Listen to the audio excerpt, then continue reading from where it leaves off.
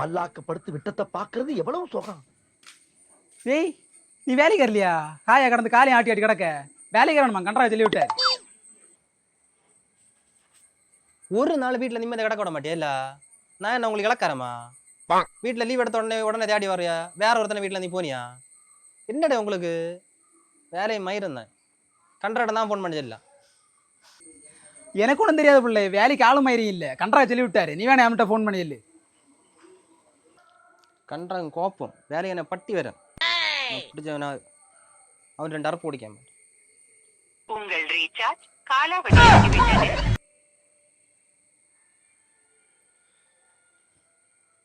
சரி நீ இவ்வளவு தூரம் வந்து விളിக்கனால நான் போமா, நான் ரெடி ஆகிட்டு வரேன்.